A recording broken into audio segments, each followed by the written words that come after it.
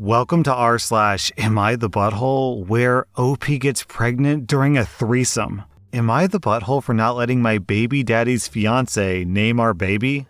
I'm a 27-year-old woman, and I had a one-night stand with my baby daddy, Jasper, who's 25. I'm currently 24 weeks pregnant. There was no cheating, but that's not important for the story. Jasper's fiancé, Maddie, who's 23, lost their first child a year ago. I can't imagine going through child loss, and I've been trying to be accommodating to her, but I've set a few rules. 1, she can't treat me as a surrogate because I'm not. This is Jasper and I's kid. She'll be the stepmom, not the adoptive mom. 2, she cannot be in the delivery room. I'm only allowed to have 2 people there, and I chose to have Jasper and my mom. She argued and she really tried to push it because she wanted me to have her and Jasper, but I said no. Then she wanted me to have her and my mom, and I said no.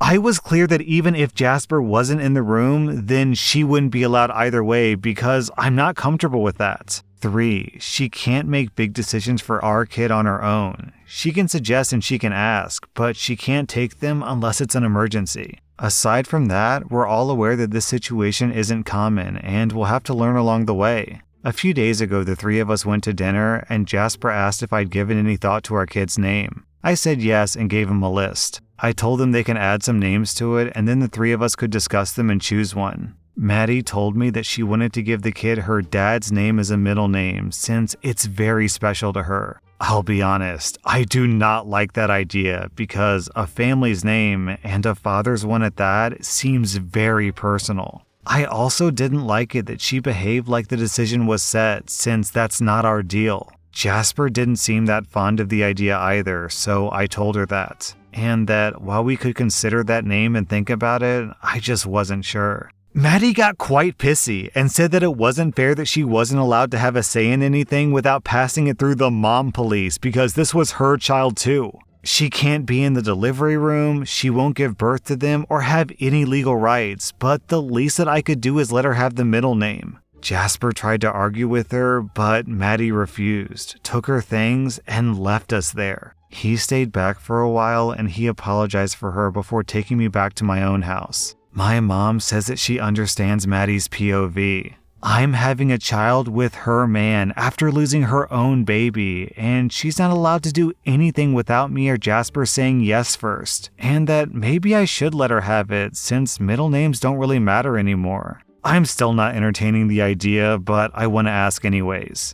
Okay, so down in the comments, honestly, I think people are being way too harsh on Maddie. The number 1 most upvoted comment is, "Not the butthole, you should probably consult with a family lawyer because this woman is going to try to steal your baby." Okay, let's calm down. Let's relax, guys. I don't think that's what's going on at all. I mean, yes, it is possible that Maddie is completely off the deep end and she's trying to control someone else's baby. But, I kind of want to give her the benefit of the doubt here, and because I think what this really is a young mother who tragically lost her child, and now she's stuck in a really complicated situation and she's struggling with it. I mean, who wouldn't have hurt feelings in Maddie's situation? If I were in Maddie's shoes, I would feel awful about it. I lose my only child, and then my girlfriend is pregnant from another man, and I've got to raise that daughter, which, I'm happy to do, which is going to remind me of my own lost daughter. Like, oh my God, the emotions that come with that have got to be so complicated. So she has a minor outburst in a restaurant where she gets upset that she can't make one decision because she wants to be involved. And people are jumping on her case saying she's going to try to steal the baby. Come on, guys. Let's chill out a little bit here. I mean, am I wrong that yeah, it's not her kid, but she is going to be the stepmom, so she does have some say in how the kid's going to be raised. I mean, not enough to name the kid, naturally. I agree with you there, but for real. I don't know. Am I off base with this? This feels much more nuanced than Reddit is making it out to be. The comments make this seem really black and white, like Maddie is some nutso, but I don't think that's the case. I think she's just injured, and she's grieving from the loss of her kid, because who wouldn't? And she's struggling with the situation, because it's a really complicated situation. So, OP, I'm giving you 0 out of 5 buttholes, because obviously you should be able to name your kid whatever you want. I'm giving Jasper 0 out of 5 buttholes, because from what I've seen, he's done nothing wrong here. And I mean, honestly, I kind of want to give Maddie 0 out of 5 buttholes too. Is it wrong of her to ask to to get the middle name? It doesn't seem that unreasonable. Is it wrong of her to get emotional considering the situation? I guess a little, but I think we have to give her some leeway considering she lost her kid and now she's raising someone else's child. So this kind of feels like a no butthole situation. But considering how much the comments are blasting on Maddie, I'm guessing that the comments in this YouTube video are going to harshly disagree with me. So if I'm wrong, which I may be, it's possible I am, please let me know why I'm wrong and why Maddie deserves all this hate. Because maybe I'm being too sympathetic to the mother of a lost kid. Whoa, hold up, edit. For some clarification, we had a threesome and I got pregnant. Wow, that complicates things. I'm not living with them and neither are they living with me. We still see each other regularly, yes. And we're still sleeping together? What? While I'm still sleeping with both of them, the three of us agreed that it meant nothing more. It doesn't make us partners and they've got their own relationship. I never sleep with just Maddie or with just Jasper, and it only happened 3 times after I told them about the baby. 3 of us had a long talk today. Okay, whoa, that changes things so much. You are sleeping with this woman? She was there during the moment of conception? I mean, yeah, it is your and Jasper's baby, but you are literally in a polyamorous threesome relationship with this woman. And you're expecting to raise them as, I guess, a throuple? And she gets no say in anything? Okay, I completely stand by my earlier assessment. Maddie definitely gets 0 out of 5 buttholes. I might actually, honestly, have to raise your and Jasper's butthole score a little bit here. How can you have Maddie so deeply entrenched and involved in this throuple relationship as essentially a co-parent, but then give her 0 rights, 0 say? Am I off base here? Why are the comments so against Maddie? I feel, am I nuts? As I scroll way down into the comments, I hear some people saying that a threesome suggests that OP was with Jasper just as much as he was with Maddie. So why is it that Jasper is the only one who gets parental rights when Maddie doesn't? And yeah, I do kind of understand that point. Man, this is one of the most complicated and divisive comment sections I have ever seen. I see literally all combinations. Everyone sucks, no one sucks, OP sucks, Maddie sucks, Maddie's crazy, OP is crazy. I am keenly interested to read the YouTube comments on this one. If you guys viciously disagree with me and you think that I'm way off base, just please understand that this looks to be the case that everyone disagrees on this story because the comment section are nuts. So please go easy on me, guys.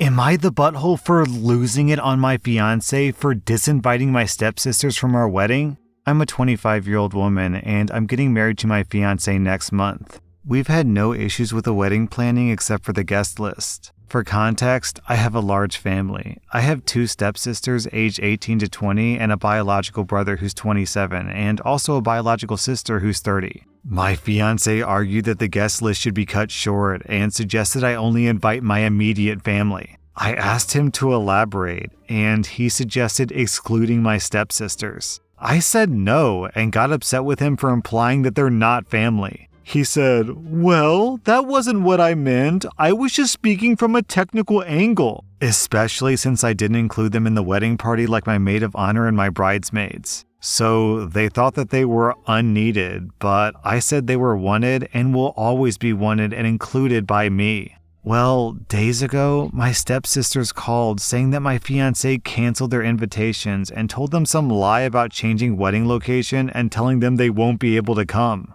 I was fuming. I went home and started screaming at him. He asked that I hear him out, then explained that he had no choice since we were required to shorten the list. He said that he just did my dirty work for me since I obviously was looking at the situation from an emotional angle, and I couldn't bring myself to disinvite my stepsisters myself. I called him a hypocrite because he invited almost 6 of his friends who, as far as I know, aren't immediate family. I told him that he hurt my stepsisters by going behind my back and excluding them from my wedding, which they've been so excited about. He got up from his couch and yelled that it's our wedding, so my stepsister's feelings aren't really that relevant compared to his feelings. And he called me controlling for wanting it my way or the highway. He took his phone and stormed out to see his friends. Some of his friends called to scold me for how I treated their brother. And then they went on about how I was rude to suggest that their brother disinvite them from the wedding just because I don't like them, and they called it a you problem.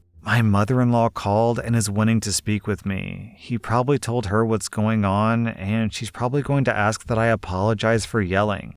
OP, your fiancé did you the courtesy of showing you these red flags before you get married to him. Like, he says that his feelings are more important than your stepsisters, but it's not about your stepsister's feelings. It's about your feelings. You said that you wanted to invite your family, so who is he to say no? And then he goes to his friends to tattletale on you and get them to call you up and bully/pressure you into giving him what he wants? What? This is honestly 6-year-old behavior. OP, I'm giving you 0 out of 5 buttholes. I'm giving him 3 out of 5 buttholes. Am I the butthole for telling the neighborhood parents the real reason why their kids can no longer play in my yard/playground? My grandparents owned a lot next to their house, but they just use it for more yard space. When my sister and I were born, Grandpa knocked down the old shed on the empty lot and built a playground for us. He made everything with his own 2 hands. It was a kid's dream, and we both played there any chance we got. And after we grew up, they let the neighborhood kids use the place to play with no issues. But then, some years later, they passed away and the house went to my mom.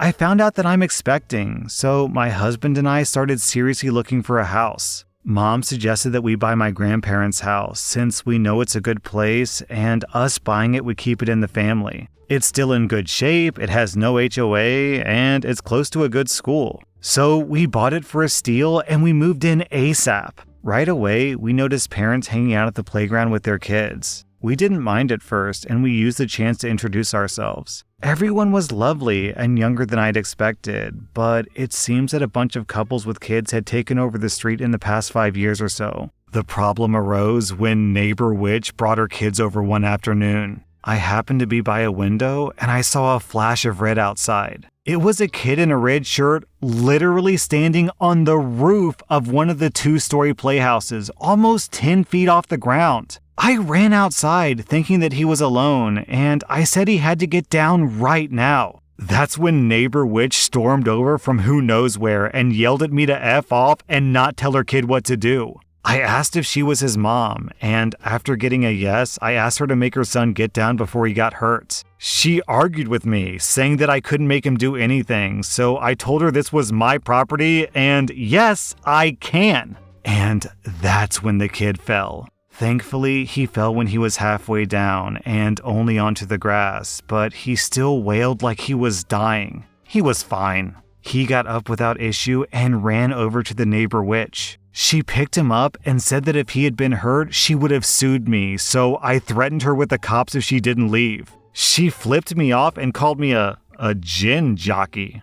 Gin jockey? And then left. My husband was worried that other people might try to sue us if their kids got hurt on our land, which I hadn't even thought of, so we put up a fence. Parents came by asking why we put up the fence, so I told them why, and that they can thank the Neighbor Witch. I heard that she's been shunned by the other parents, and that none of them will let their kids play with hers. I feel guilty that her son is getting punished for her actions. Maybe just saying that we wanted a fence up instead of telling them the truth would have been kinder? Am I the butthole? Actually, OP, I think there's a term for this. It's like attractive danger? What? Attractive danger fence? That can't be right. Attractive nuisance. Okay, so yeah, there's a lot of laws in a lot of localities about attractive nuisances, which is basically something that pulls kids to play with it, like a playground or a swimming pool. But the fact that it's dangerous without supervision means that typically the person who owns the attractive nuisance has to put a fence around it, otherwise they're liable. So if you have a pool that's unfenced and some kid comes over and drowns in it, then in some localities you will get in trouble for that, not the parents of the kid who drowned. So, OP, you are completely correct here. You get 0 out of 5 buttholes, the neighbor gets 2.5 out of 5 buttholes. I'm a 20-year-old guy, and am I the butthole for teaching my niece, who's 4, to say El Chupacabra when her mom says, "You know what really gets my goat?" So basically the title, I guess. My sister has a habit of saying, "You know what really gets my goat?" And she probably says it like 7 or 8 times a day. So, like the Tumblr post, I taught my niece to say El Chupacabra whenever her mom says it. But it sounds more like El Chupacabra, though, because she's 4 and it's adorable. I told my niece that it was a monster from Mexico that eats goats, and she didn't seem scared or anything. Probably because the only monster she knows about is Cookie Monster. But apparently now my niece walks around the house saying, "El Chupacabra," all day, and now my sister and brother-in-law are mad at me for teaching her this. But I don't know, it's kind of adorable and also harmless. But also, she's like my sister's kid, so I don't know. Okay, so parents have a certain set of responsibilities, siblings have a certain set of responsibilities. You're the uncle. And the uncle's responsibility to a young child is to make goofy jokes. And that's exactly what you did. You made a goofy joke. You're teasing your sister in a very harmless, fun way. Like, why are they even mad? This is kind of funny, to be honest. OP, you and the kid get 0 out of 5 buttholes. Your sister and brother-in-law get, 0.5 out of 5 buttholes. I genuinely don't understand what she's so upset about. Just keep being the cool uncle, OP. That was r/AmITheButthole, and if you like this content, check out my second channel by clicking the link in the description. Also, check out my podcast where I publish the exact same episodes.